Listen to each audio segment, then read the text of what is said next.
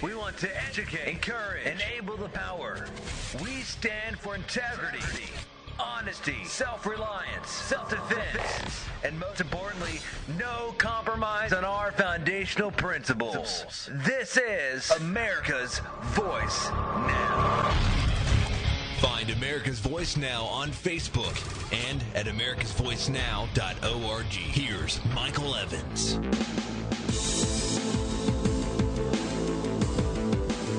Good morning, America. You're listening to America's Voice Now.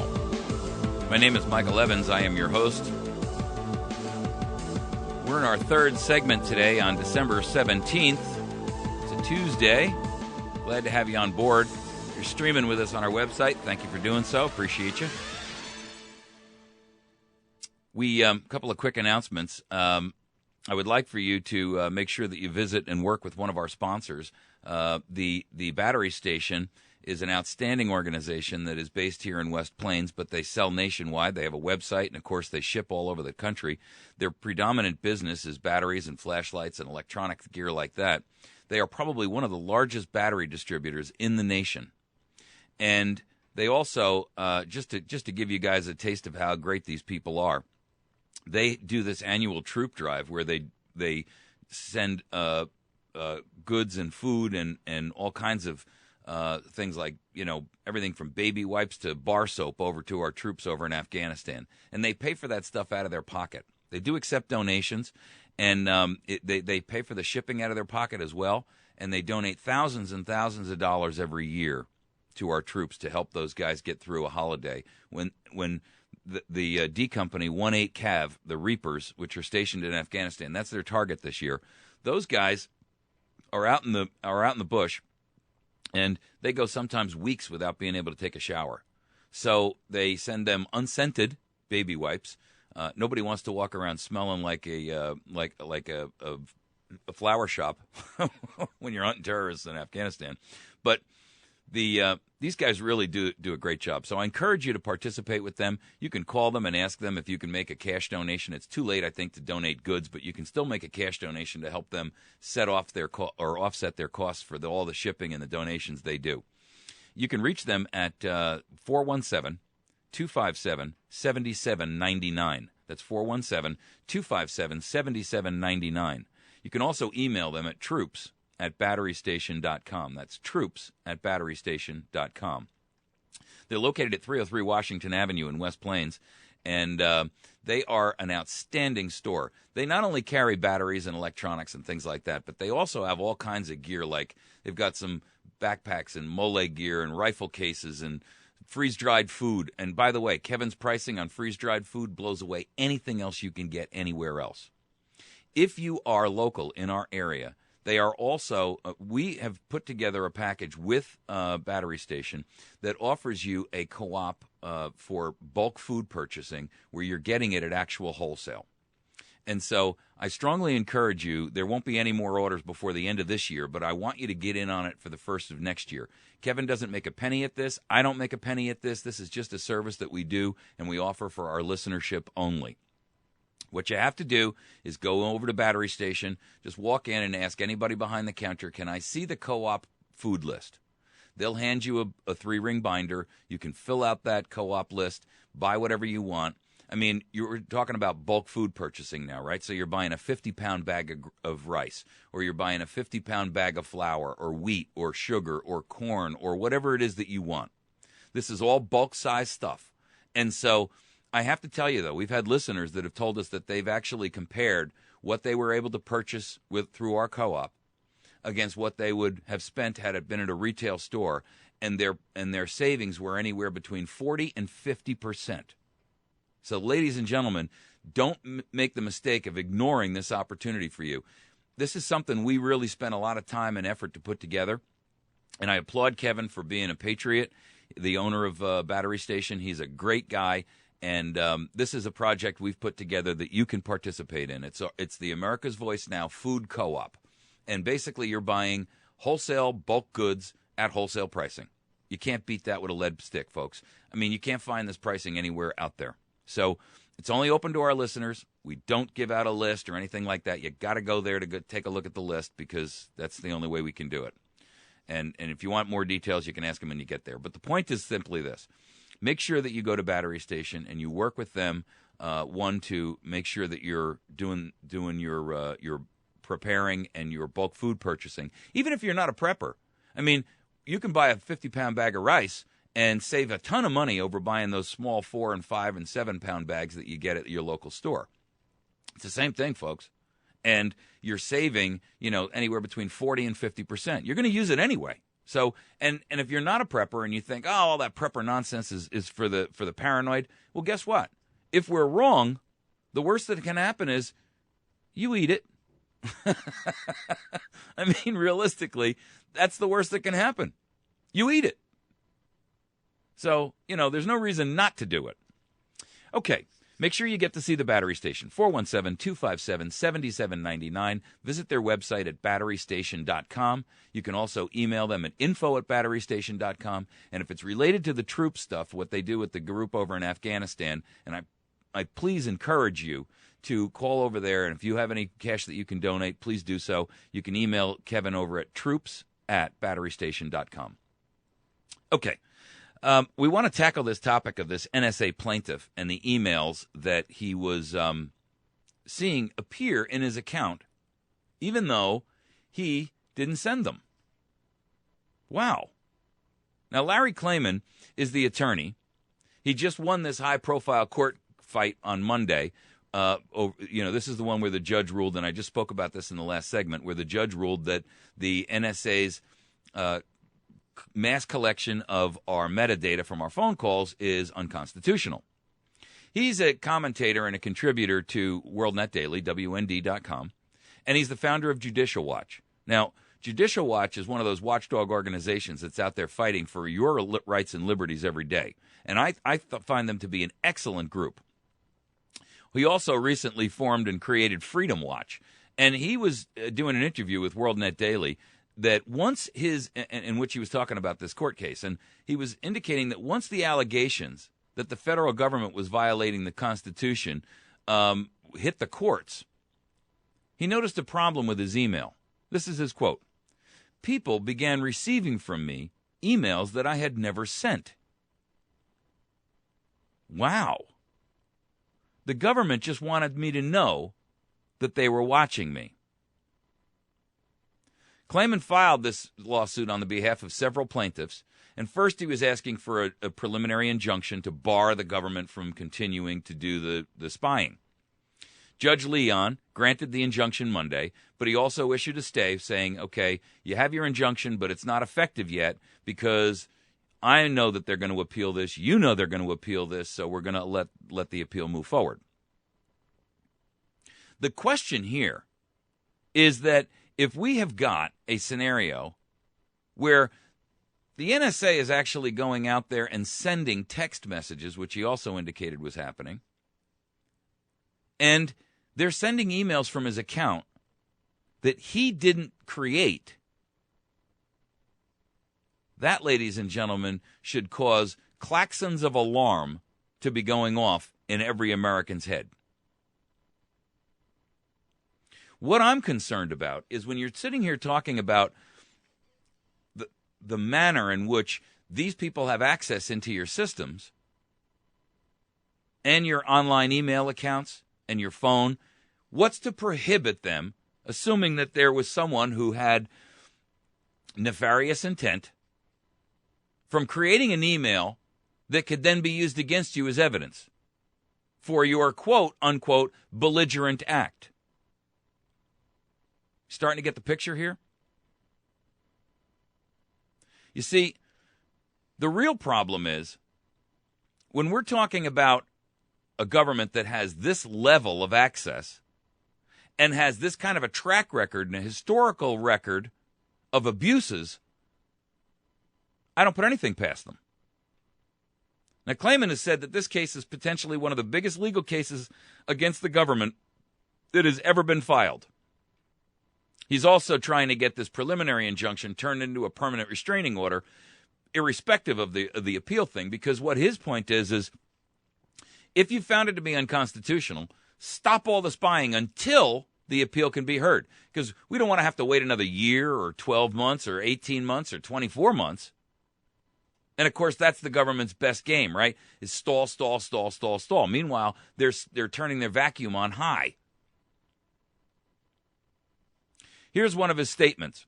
The ruling by Judge Leon sets a very high bar if the government wants to continue NSA electronic surveillance of U.S. telephone conversations until the government has a chance to appeal. The judge made it clear that the NSA activities were suspect under the Fourth Amendment, would not be well received, and could result in additional damages. Now, my real concern here is that if you have an NSA that is out there attempting to intimidate a plaintiff in a case, that is a very, very frightening situation. Clayman went and said that the plaintiff whose behalf he filed this case on, which was Charles Strange, they're the parents, I should say, of the young fellow who was killed from SEAL Team 6, and he was a cryptologist for the NSA, and he was a support personnel for the Navy SEAL Team 6. He was killed in Afghanistan when the helicopter was shot down in 2011, and that is a whole nother case where there's deep concern about whether or not that was an inside job. And I want to tackle that here today because it'll drag us off the mark. But the concern here is that when they filed this, they started noticing some very strange things. And Charles and Mary Ann Strange, those are the parents and his clients, they started receiving emails from him that he had never sent. Worse yet, they even got a text message from their dead son. Now, Clayman, who's the attorney here, and I have no reason whatsoever to question this man's veracity and his integrity, he suggested at the time that the NSA was sending the messages and that it could do whatever, that basically their message to the plaintiff and the parents and the defendants, or the plaintiff and the attorney, were, we can do whatever we want. It was a method of intimidation that, to be honest with you, has no place in our nation. If you're trying to tell me, let me put it to you this way. If you were in a court of law and you were charged with a crime, and you made contact with the person who was the witness to your crime, and you attempted to intimidate that witness, that in and of itself is a crime that can land you in prison for a very, very long time, and rightly so. Intimidating and threatening witnesses to try to coerce them to be silent or to cease and desist from the activity which they're engaging in, and for the government to be responsible for that, is beyond criminal. If these claims that he's making here and these assertions are legitimate, and I have no reason to doubt that they are, I got to tell you something. This should tell you anything. In other words, if you had any doubts about the nefarious intentions of the NSA, that this issue alone should answer those questions for you and give you complete confidence that these groups and these people will stop at nothing to accomplish their goal. I don't even care what you think the goal may be. What I am trying to tell you and what I'm trying to express to you here is that this is such a dangerous precedent. This is such a dangerous circumstance.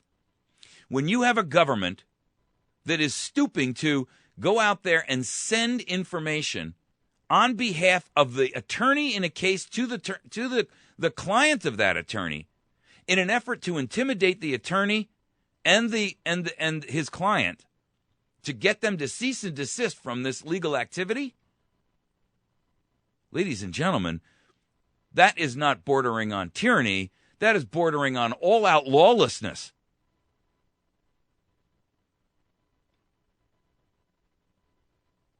That is tyrannical. And I got to tell you, I believe him. And I'll tell you why. This is a guy, first and foremost, who is well respected in the general community. I mean, first of all, he's a commentary contributor to WorldNet Daily in the first place. The second issue is he's the founder and the creator of Judicial Watch. And I happen to know that organization, and I'm very confident in Judicial Watch's integrity. And he's also, more recently, the creator of Freedom Watch. Now, I'll grant you, these groups are, all of these groups, for argument's sake, are intent on, fighting back against government tyranny. But I don't have for a moment, in my mind for a moment a doubt that if this guy says they were creating emails and text messages on his behalf and sending them to his client in an effort to intimidate them both, that was actually happening.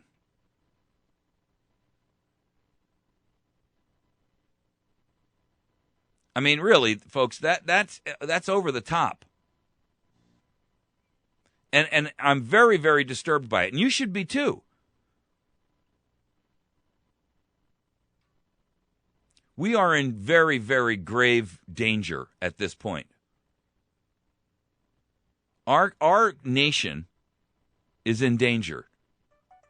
And nobody should be mistaken about the level of danger that we're in.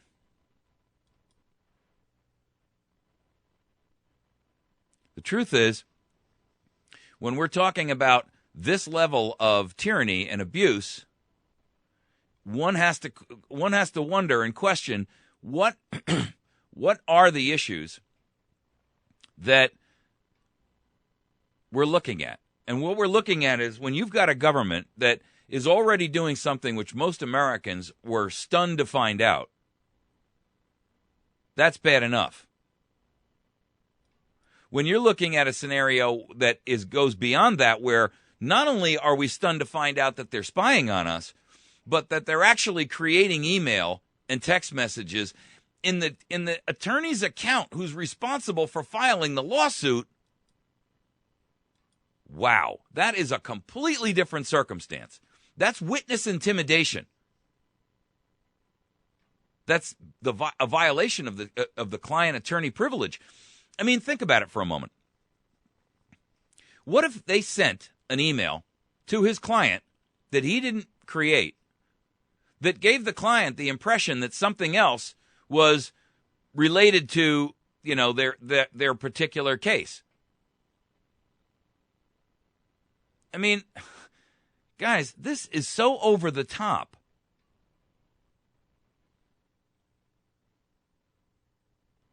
I'm really very, very deeply concerned.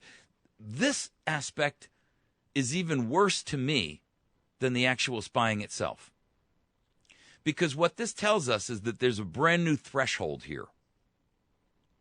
What this proves to us is that there is a new level of aggression by this government against the people of the United States. What this tells us is that it's now a shooting war, so to speak, quote unquote. And I don't mean a literal shooting war. I mean, when they are actually, this is not passive activity now. This is not passive activity on the part of the NSA to defend themselves. This is a forward aggressive movement in an attempt to change the tone and the tenor of a court case, to intimidate those people who are involved in that case. Not even the witnesses. These are the actual plaintiffs.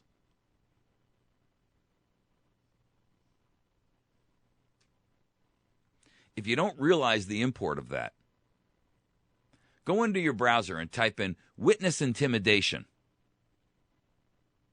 and learn about it. Educate yourself about it.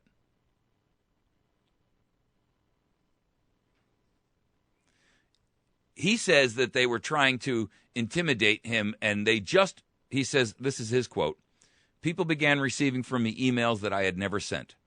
The government just wanted me to know they were watching me," suggesting harassment over his work. Well, I'll tell you what, I consider it a lot more than harassment. That's not harassment. That is intimidation, which is a completely different animal.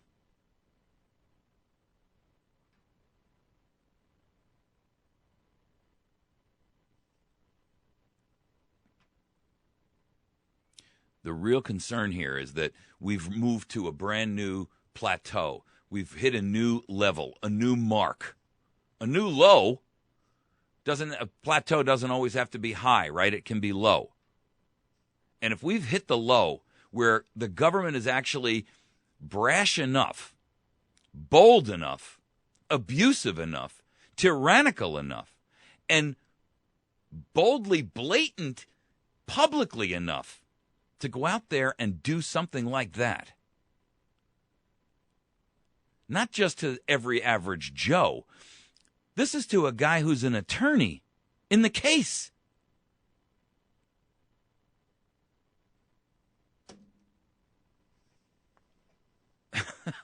Folks, that means there's no more rules.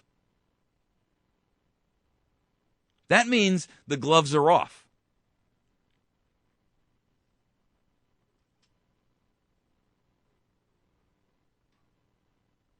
I'm trying to reach him because I want him on the show. I want to talk to him about this. And I'm going to send him this video as the motivator to ask him to come on. I'll let you know what the results are. If I have if I have an interview scheduled with him, I've already got an email off to him, and I'm going to try to get this thing to get it together where I can have him on the show here, because I got to tell you, to me, this is far more disturbing than the actual NS. You know, because it changes everything that they're saying about what their excuses are for what they're doing. They're trying to stay on the moral high ground. But if you're intimidating the attorney and the plaintiff in a lawsuit, there's no moral high ground there, folk. None. All right, you're listening to America's Voice. We're going to take a break. When we come back, we're going to talk about a new ruling that may actually have you cheer Obamacare. Nah, can't be, right? Yes, it can. I want you to put your critical thinking hat on. I want you to put your bias away. Check it at the door. And we're going to tackle this topic here. Pharma tyrants get stung by Obamacare.